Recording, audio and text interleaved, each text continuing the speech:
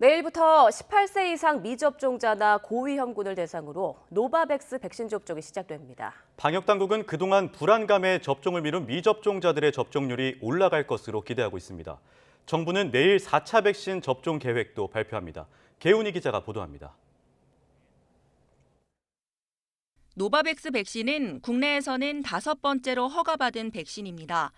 기존 B형 간염이나 인플루엔자 백신과 같은 제조 방식으로 개발됐습니다.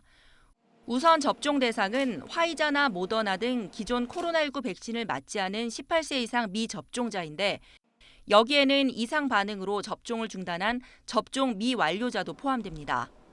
이들 가운데 특히 중증이나 사망 위험이 높은 입원 환자와 노인, 중증 장애인 등 고위험군에게는 병원과 시설 내 자체 접종과 방문 접종이 이루어집니다.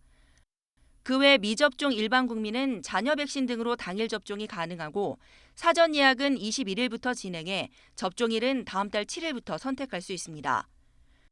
노바백스 백신은 3차 접종에도 활용됩니다. 노바백스로 기본 접종했다면 3차 접종도 같은 백신을 원칙으로 하지만 만약 당사자가 mRNA 백신으로 3차 접종을 희망한다면 특별한 사유 없이 변경할 수 있습니다.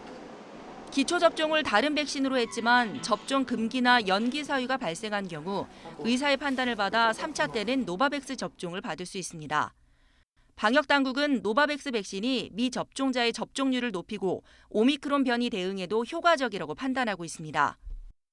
접종 전과 비교해서 오미크론 변이 결합 항체가가 접종 28일 후 기준으로 봤을 때 약 74배 증가되었다고 보고되었습니다. 노바백스 백신은 영국과 미국에서 진행된 3상 임상시험에서도 2차 접종까지 마친 경우 90% 수준의 감염 예방 효과가 있었고 중증 사망 예방 효과도 100%에 달했습니다. 이를 근거로 방역당국은 노바백스 백신이 현재 80% 중반대에 머물러 있는 접종률을 끌어올릴 수 있을 것으로 기대하고 있지만 접종 이후 모니터링을 해봐야 실제 예방 효과를 판단할 수 있을 것으로 보입니다. 100% 효과적인 효과가 있는 어떤 치료제라든지 또는 백신은 존재하지는 않습니다.